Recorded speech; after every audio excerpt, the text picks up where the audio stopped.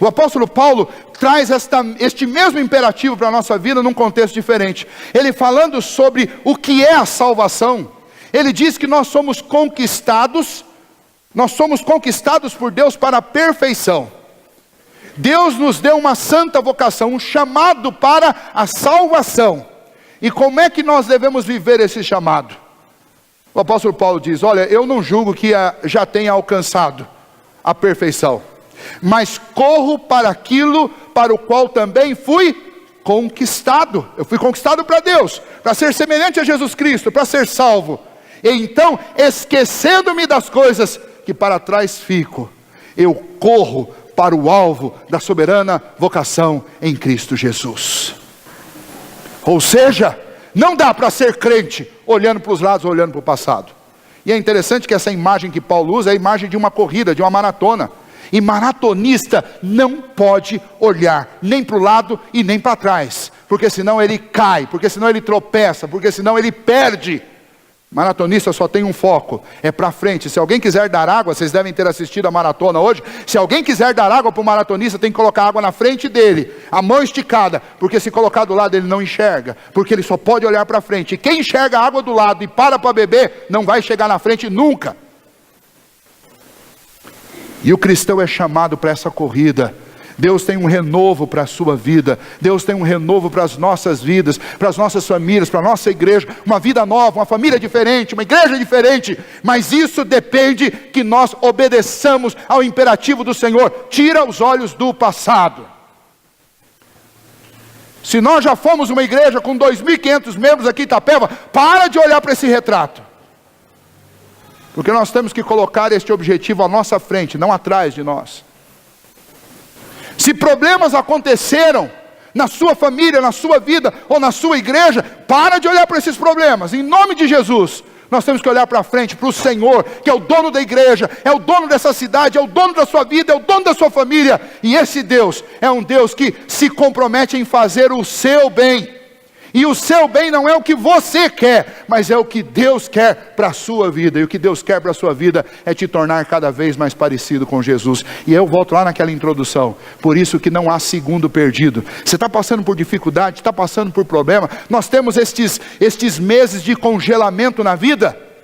Eles não são inúteis. Deus está mostrando que se a gente tirar os olhos dele, a gente não faz nada. Então há pelo menos uma lição para aprender nisso tudo. E quando nós tiramos os olhos do Senhor, colocamos no passado, a nossa vida não avança. E então nesta noite, o Senhor está dizendo, agora chega, tira os olhos do passado e vamos olhar para frente. Que o Senhor tem muito para a nossa vida, tem muito para a sua vida, para a minha, para a nossa, como família, como igreja. Deus tem muito para você, tira os olhos do passado. Em terceiro, além de reconhecer Deus, além de tirar os olhos do passado, creia na renovação que Deus tem para a sua vida. Veja o que Ele está fazendo hoje. A gente tem uma mania, e infelizmente essa mania de olhar para o passado nos impede de ver o que Deus está fazendo agora. É mais ou menos assim. Isso acontece muito na família, né? Especialmente naquelas conversas marido e mulher. Quando a coisa não vai muito bem, a esposa começa, porque você sempre foi assim, porque você não muda, porque você é assim, essa desde idos de 70, de 80, você já era assim. Antes de eu casar que eu te conheci, você já era assim. Infelizmente, quando a gente adota esse tipo de visão, a gente não enxerga o que Deus está fazendo no presente. Então a gente fica, você sabe que a gente enxerga errado mesmo? Às vezes a pessoa já deixou de fazer aquilo há décadas, mas o fato da gente estar olhando para o passado, a gente usa uma lente que é uma lente do passado. Você olha e continua vendo a pessoa fazendo aquilo, e de repente alguém precisa bater, viu, mas ele não faz mais isso, faz uns 20 anos. Não é verdade, foi ontem mesmo que ele fez. Não foi ontem, minha querida, foi há 20 anos atrás. Eu preciso tirar os olhos do passado para enxergar o que Deus está fazendo hoje, o que Deus está fazendo agora. Aqui na igreja, eu tenho pregado várias vezes sobre perdão, sobre amor, muitas vezes. E ao longo desses últimos 6 anos, que eu tenho falado bastante sobre isso, muitas histórias que eu não posso contar, porque daí eu entrego a identidade das pessoas, então eu não posso. Mas eu posso pelo menos citar isso para vocês, que não tem sido em vão. Tem muita gente se perdoando por aí. Tem muita gente deixando para trás o ódio, o rancor, a mágoa. Isso traz refrigério para a vida da igreja. Tem muita família que está reiniciando tudo. Isso é muito bonito. Tem amizades que vão demorar para ser aquelas amizades calorosas de muitos anos atrás, mas pelo menos o primeiro passo já foi dado. Deus está fazendo algo novo no nosso meio, irmãos. Deus está fazendo algo extraordinário no nosso meio. Hoje pela manhã eu citei que há 6 anos atrás eu estava sozinho aqui tomando conta da central, e na época nós tínhamos 3 congregações. Eu não conseguia estar em todos os lugares ao mesmo tempo, mas tinha que tentar. E era exaustivo. Hoje nós estamos com 4 pastores na igreja. Sem muito planejar. Deus foi fazendo. Gente nossa. Hoje nós temos pastores que saíram da nossa igreja e estão pastoreando outras igrejas. Eu posso citar pelo menos 2 especialmente, que é o pastor João Pedro, que está lá na Filadélfia, e o pastor Brian, que está lá em Boituva. Mas além desse, tem outros pastores que passaram por aqui como seminaristas e formaram. Deus está fazendo. Mas a gente parece que trava os olhos em problemas do passado e a gente não enxerga as coisas que Deus está fazendo. Deus está fazendo coisas extraordinárias hoje. Deus continua sendo Deus. E então Deus não quer que você olhe para o passado, porque se você olhar para o passado, você não enxerga o que Ele está fazendo hoje e agora. E eu sei, eu tenho certeza diante de Deus, que Deus está fazendo coisas novas na sua vida.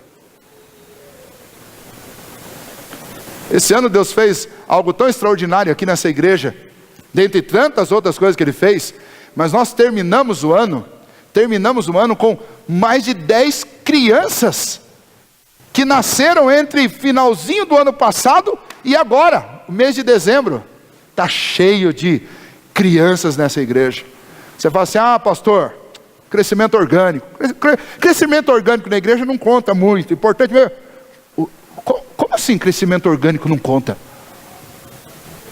Nós estamos semeando no reino de Deus boa semente. Gente que nasce para ser luz do mundo, gente que nasce para ser sal da terra, oportunidade que Deus coloca nas nossas mãos para serem moldadas, trabalhadas, para serem, daqui a alguns anos, eu tenho certeza que entre essas crianças aí, terão presbíteros, terão pastores, missionárias, terão também muitos bons profissionais. Isso tudo é obra de Deus, isso é algo extraordinário que Deus está fazendo. Porque existem igrejas que conseguem atravessar muitos anos sem ver o choro de um bebê. Nós mesmos passamos algum tempo aqui sem. Deus está fazendo. Neste ano de grandes dificuldades financeiras no país inteiro. E como presidente do presbitério, eu tenho acesso a muitas informações do nosso presbitério. E muitas igrejas do nosso presbitério passaram muita dificuldade. Deus nos abençoou. Nós começamos o ano no azul e estamos terminando no azulão. Bênção de Deus. Significa que Deus abençoou a sua casa e abençoou a igreja também. E eu poderia ficar falando de obras do Senhor na nossa vida que estão acontecendo hoje e agora. Mas eu não posso gastar mais tempo assim. Eu quero apenas te desafiar. Deus tem um renovo para a sua vida, e esse renovo começa em tirar os olhos do passado e passa por olhar no presente e ver. Deus está presente na sua vida. Ele está fazendo. Pare um pouco de correr, pare um pouco de brigar, pare um pouco o ativismo da sua vida e veja, Deus está fazendo. Deus está fazendo. A gente que é muito ingrato e a gente que reclama demais da vida, pare e olhe a sua vida. Deus está fazendo. Pastor, eu estou no meio da tempestade. Eu gosto muito de uma canção que nós cantamos aqui, que fala que Deus faz o seu caminho no meio da tormenta, no meio da dificuldade. Você está passando por tempestade, você tem mais privilégio do que quem não está. Porque quem está atravessando no meio da tempestade pode ter certeza que tem Deus mais perto do que você imagina. Quando aqueles 3 jovens foram lançados na fornalha de Nabucodonosor, quem estava no meio deles, no meio da fornalha? Era um com o aspecto do Filho dos Deuses. E nós cremos que é uma cristofania. Jesus estava no meio deles. Existe um grande e santo privilégio em passar por dificuldades, porque no meio das dificuldades parece que Deus se torna ainda mais evidente na nossa vida. Pare de olhar para o passado e veja o que Deus está fazendo hoje na sua vida. E por último, o renovo do Senhor para as nossas vidas consiste, finalmente, em que nós vivamos para o louvor dEle. Foi para isso que Ele fez todas estas obras. Veja que estes caminhos do Senhor, que para nós são tão improváveis, e o texto diz aqui, que o Senhor, a promessa que o Senhor faz, e é num sentido figurado, que Ele, diferente daquela saída do Egito, em que Ele abriu um caminho no mar, agora Deus fará com que haja água no deserto. É o milagre oposto. Por que Deus está fazendo esse tipo de promessa para eles? Porque a caminhada da Babilônia para a Palestina é uma caminhada longa, difícil, muito difícil. É uma caminhada maior, mais distante do que eles tiveram do Egito para a terra prometida. E esta caminhada é uma caminhada atravessando um grande deserto. E como é que você faz para levar uma civilização inteira através de um deserto? Eles sabiam muito bem como foi a vinda deles. Muitos morreram no caminho. E agora eles tinham a promessa de que Deus os libertaria, mas como é que eles iam chegar na casa deles? Aí Deus lhes promete: eu vou fazer com que os desertos sejam inundados, os lugares ermos vão ficar cheios de água. Nós não temos nenhuma história bíblica que diga que os desertos ficaram inundados de água. Mas nós nem precisamos, porque obviamente o que o Senhor está falando é: eu não vou deixar faltar água para vocês, nem que eu tenha que inundar o deserto, eu não vou deixar faltar água. E obviamente também essa história é uma história ilustrativa do que o Senhor Jesus viria a fazer para as nossas vidas. Lembra que Jesus se identificou algumas vezes usando o termo eu sou, e uma das vezes que ele se identificou assim, ele disse que ele é a água da vida. O que Jesus veio fazer nesse mundo mesmo, pastor Daniel? Ele veio inundar este mundo com água da vida. É por isso que você está vivo hoje. É por isso que você tem fé numa vida eterna. É por isso que nós temos esperança, porque o Senhor Jesus é a água da vida que flui do nosso interior, como rios de água viva, plantada pelo Senhor. E então a promessa do Senhor é: eu vou fazer coisas tremendas na vida de vocês. E o Senhor vai fazer isso para quê? No versículo 21 diz: ao povo que formei para mim, para celebrar o meu louvor. Sabe por que Deus mandou o seu Filho para nos salvar? Para que Ele fosse louvado, adorado e glorificado pelos séculos dos séculos. Sabe por que Deus trouxe você um dia do mundo de trevas, da desobediência, e fez com que você cresce nele? Deus fez isso para que você o louvasse, para que você o adorasse. Sabe qual é o renovo de Deus para as nossas vidas? Eu não sei as obras específicas que Deus vai fazer na vida de cada um de nós, mas eu posso garantir a vocês, pela palavra de Deus, que Deus vai fazer o necessário para que a sua boca, para que o seu coração se irrompa em louvor e adoração ao Senhor. É isso que o Senhor quer de cada um de nós. Deus não quer o seu dinheiro, Deus não quer o seu tempo, da maneira como às vezes nós imaginamos, que a gente fique preso aqui dentro da igreja 3, 4, 5, 6, 7, 8, 10 horas. Deus não quer isso de você. Deus quer que você use cada partícula da sua existência para o louvor da sua glória. Deus quer que você encha a boca para dizer: eu consegui, mas não fui eu, foi Deus. Eu fui aprovado no vestibular, mas não fui eu, foi Deus. Eu concluí minha faculdade, mas não fui eu, foi Deus. Eu consegui vencer a crise financeira, mas não fui eu, foi Deus. Eu estava triste e agora estou alegre, mas não fui eu, foi Deus. Meu casamento estava por um fio, mas agora nós estamos firmes, mas não fomos nós, foi Deus, é para o louvor da glória dEle. Aquilo que você mais precisa na sua vida é necessariamente o que Deus quer te dar, mas não é simplesmente para o seu bem, mas é para o louvor da glória dEle. É para isso que nós existimos, é por isso que nós nos movemos, é por isso que Deus nos mantém vivo nesse mundo, para o louvor da sua glória. Então, se você quer um ótimo projeto, um plano para 2018, planeje adorar a Deus, e você vai ver como Deus vai te abençoar. Porque esse é o objetivo da nossa existência. Você fala assim: pastor, que cor de camisa eu tenho que usar hoje para ganhar muito dinheiro em 2018? Tem uma turma que está treinando uma semana para passar 15 minutos pulando num pé só lá na Paulista, na hora da virada. Para quê?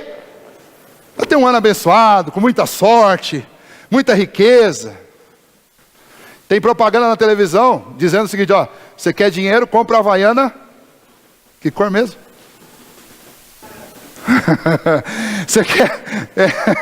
Você quer um ano de paz, compra uma Havaiana azul ou branca.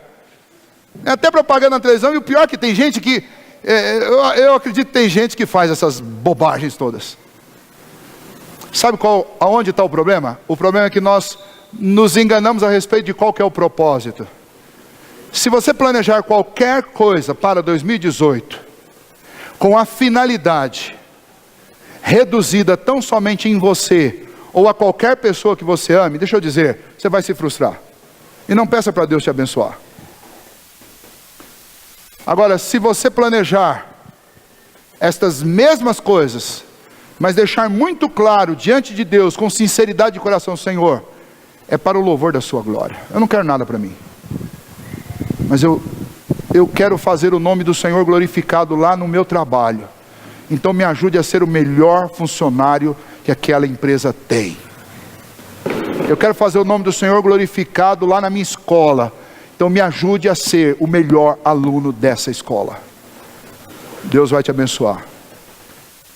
O renovo de Deus para as nossas vidas tem a ver com a glória dEle, com o Filho dEle, com o plano redentivo dEle. O que Deus estava fazendo com o povo de Judá tinha a ver com o nascimento de Jesus, com o Evangelho que estava sendo, de forma protótica, estava sendo criado, estava sendo elaborado e anunciado. O que Deus está fazendo hoje na sua vida, na minha vida e na nossa família, tem a ver com o plano eterno de Deus, porque o que está no centro da história não é a sua vida, mas é a igreja do Senhor Jesus, do qual o cabeça é Cristo, e tudo na nossa vida tem que estar relacionado com isso, porque se não tiver, não vai funcionar. Porque você foi comprado, e você foi lavado e redimido pelo sangue do Cordeiro. A nossa vida só tem sentido à luz da cruz de Cristo Jesus. Longe dela não tem sentido. Deus tem renovação para nós em 2018. Creia neste Deus que governa todas as coisas. Tire teus olhos do passado. Deus está te chamando hoje para olhar para o presente, para Ele e para o futuro. Tira os olhos do passado.